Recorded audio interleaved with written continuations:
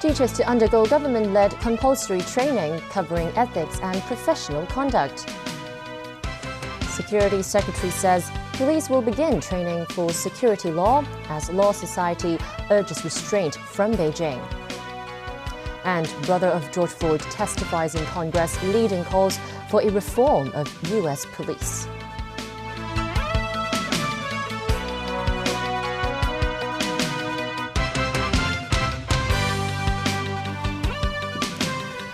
Good evening and welcome. Starting this September, all primary and secondary school teachers in Hong Kong must undergo professional conduct training.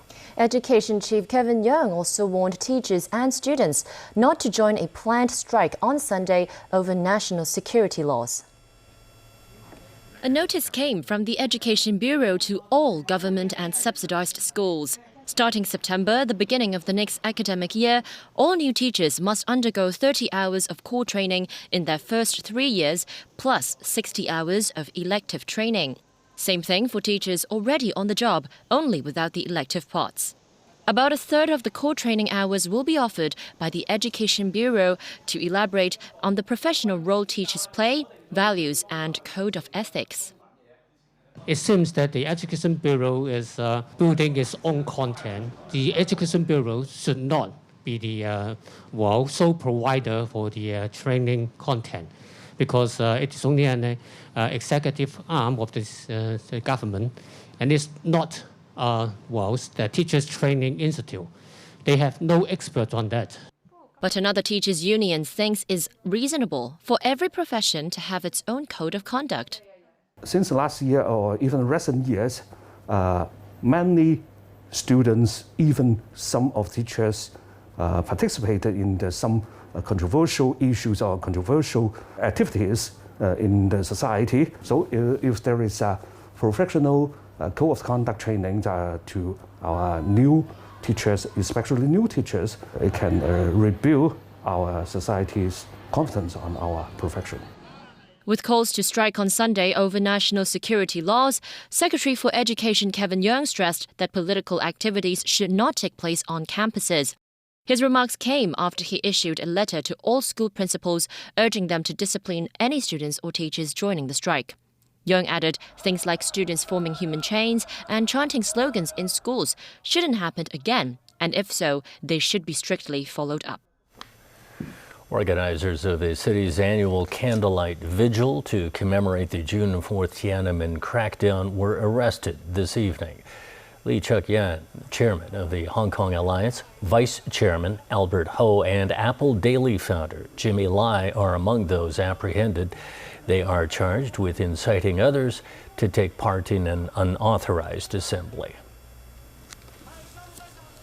Hong Kong's security chief says the police will prepare in advance for the national security law, even while the drafting process is still ongoing. While it's still unclear whether mainland agents will be allowed to enforce the law in Hong Kong, they might end up training the city's police force. Jackie Lin reports. Even before details of the national security law are hammered out, the security chief says it's necessary for local police to start laying down the spadework. Once the law is promulgated, then it becomes effective law. So the responsible law enforcement agency will have to get prepared now. Lee says appropriate personnel with qualities required by the new unit are being scouted. Among the many controversies is whether mainland security agents will have the power to enforce the law here in Hong Kong. Although he did not give a direct response, the security chief hinted that mainland authorities could help train Hong Kong police. We'll be liaising with counterparts in the mainland to see how training can be done with their assistance. Earlier, former security chief Regina Ip compared the special unit dedicated to enforcing the national security law to the colonial-era special branch. In addition to anti-subversion operations, the special branch was also responsible for protecting political figures related to the June 4th movement at the height of the political unrest in China. As the handover loomed, the special branch was officially disbanded in 1995. Noting the political sensitivity, the Law Society issued its first statement on the security law. It called for restraint by Beijing to ensure human rights are fully safeguarded, adding there should be open jury trials, no separate courts, and no nationality criteria for judges presiding over national security cases. Jackie Lin, TVB News. RTHK's acting deputy director of broadcasting has resigned after taking up the post less than a year ago. The public broadcaster says 58-year-old Kirindi Chan submitted her resignation on June 1st. It will take effect in September. Her resignation came after RTHK received 2 warnings from the Communications Authority over some of its programs. The broadcaster says Chan resigned for health reasons and not for the warnings received. Kirindi is acting deputy director. What she do is mainly for the administration work. So down to the daily operation of the program, I don't think is his main job. So what he do is make the decision, but not the program itself. Hong Kong reported no new COVID-19 infections today, with the total number of confirmed cases remaining at 1,107. This is the 7th consecutive day that the SAR has recorded no new local infection, with 4 more patients discharged from hospital. As for the patient cluster emerging from Lek Yuen Estate in Sha Tin, the government has so far obtained around 1,400 samples from the residents there. Except for the 4 confirmed cases announced on June 2nd, the other samples have tested negative. Confronted with an economy gripped by recession and high unemployment, the U.S. Federal Reserve signaled it expects to keep its short-term interest rate near zero through the end of next year. In a statement following its latest policy meeting, Fed Chairman Jerome Powell said it's ready to do more to help support the shaky economy. But Powell noted the job market may have hit rock bottom in May after a report Friday that showed employers adding a surprising 2.5 million jobs last month. I think that what you see is a very weak second quarter, historically weak, and then an expansion that builds momentum over time.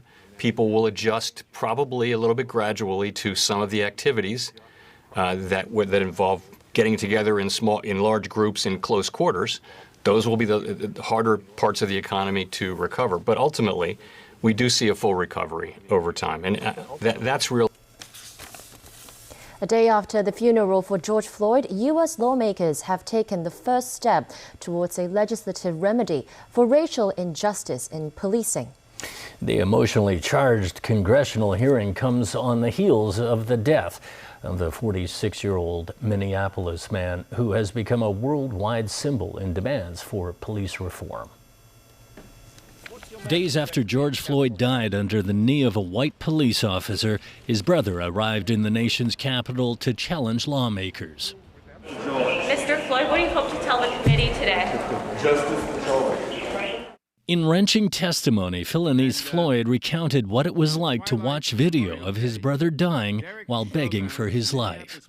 I can't tell you the kind of pain you feel when you watch something like that. When you watch your big brother, who you looked up to your whole entire life, die begging for his mom. I'm tired. I'm tired of pain. Pain you feel when you watch something like that. I'm here to ask you to make it stop. Stop the pain. Stop us from being tired. Lawmakers asked Floyd if he could think of any reason for the incident. I think it was personal because they worked at the same place. So for him to do something like that, it had to be premeditated, and he wanted to do that. And intentional. Yes, sir. Investigators are looking into reports of friction between the two men while they worked security at a Minnesota nightclub. Officer Derek Chauvin is charged with murder. 3 others also face charges. Our country's history of racism and racially motivated violence, rooted in the original sin of slavery, continues to haunt our nation. It wasn't just a tragedy for our country and our nation, but it really was an embarrassment of our nation in front of the entire world. Republicans are looking to Tim Scott to provide a response to the national outrage. The lone black GOP senator is leading a working group on policing solutions and says he hopes legislative changes can happen quickly. And not just having pieces of legislation that are for show. Let's see if we can actually get a result and make our streets safer. Debate on sweeping police reform will also include discussion from legal experts and police officials on potential remedies. And still to come on tonight's news. Chinese university researchers develop probiotic which helps COVID patients. Calls for a rethink on statues honoring Belgian king with brutal past. And organizers look at ways of simplifying next year's Tokyo Olympics.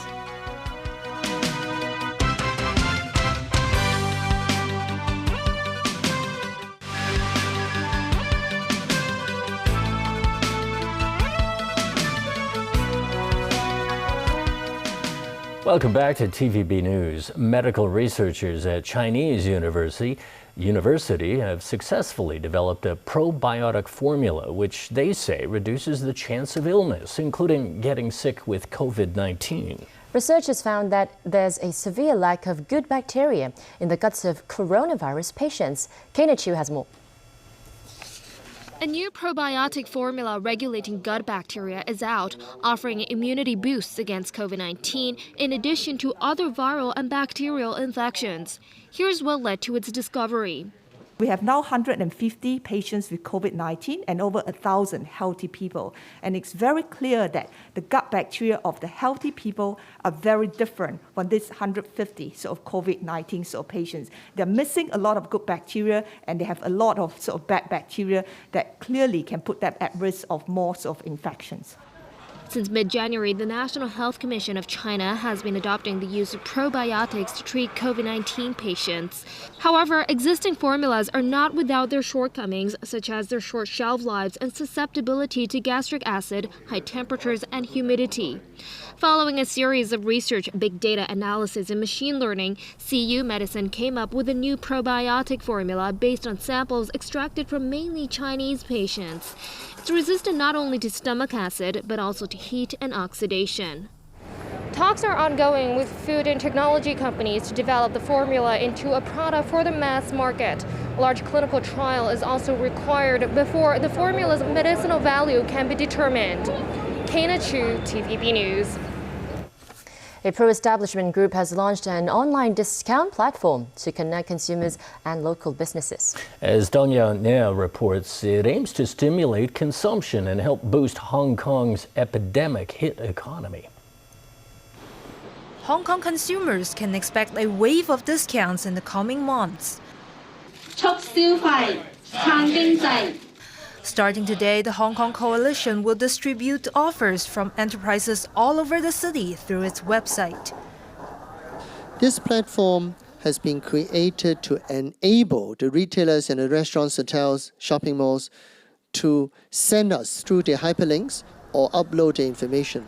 We are encouraging the general public to get access to these discounts and then to spend their money wisely. The coalition, formed by pro-Beijing heavyweights and business leaders, hope the move will spur consumption and revive Hong Kong's coronavirus-battered economy. The alliance says it will cooperate with 5 commerce chambers in various business sectors, including the food industry, with more than 1,000 eateries participating. When asked whether the platform is for the so-called blue pro-establishment shops, the coalition stressed it has no strings attached and it welcomes businesses from all sides to join. This is an open platform. I don't think we should take any narrow view on who can upload or not. But it said shops have to enroll through designated trade organizations and chambers. The campaign also coincides with the government's $10,000 cash handout to permanent residents. The scheme will start accepting applications later this month, while the money will be distributed as early as July the 8th. Dong Yao, TVB News. Overseas again, statues of King Leopold II have been defaced in Belgium as the anti-racism movement spreads around the world. Known for his ruthless reign over what is now the Democratic Republic of Congo, his legacy has citizens calling for the statues to go. Leslie Tang has more. As the Black Lives Matter movement sweeps the globe, statues of Belgian King Leopold II have been targeted in various cities across Belgium.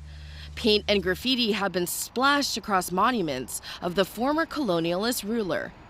An internet petition to completely rid Brussels of any statue of the monarch has already swept past 70,000 signatures. Leopold is increasingly seen as a stain on the nation, and anti-racism advocates say commemorating him is an insult. It's really disrespectful to the people that live in Belgium, and this for already 2 or 3 generations. At some point we are calling this country our own, you know, we feel at home here, but seeing symbols like this in the city and all over the country gives us the opposite signal from the government.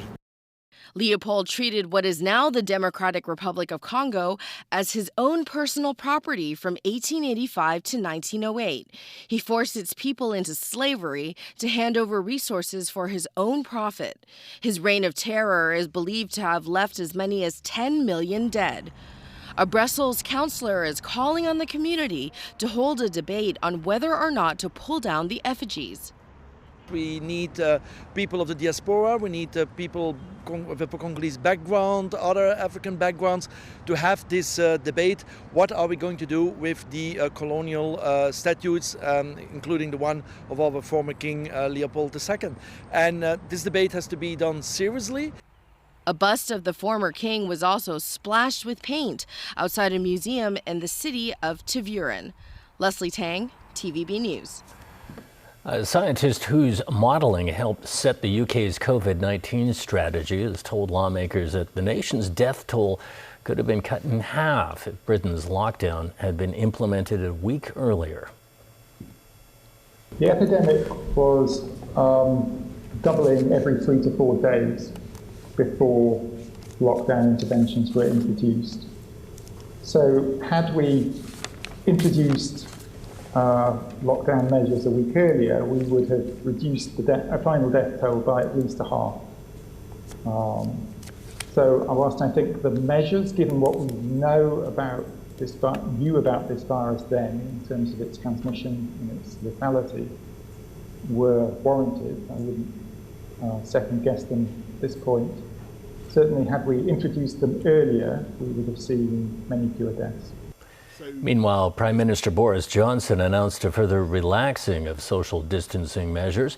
From Saturday, adults living alone and single parents can form support bubbles with one other household. Non-essential stores and zoos can also reopen next week. The European Commission is calling out China and Russia for orchestrating disinformation campaigns during the COVID-19 pandemic.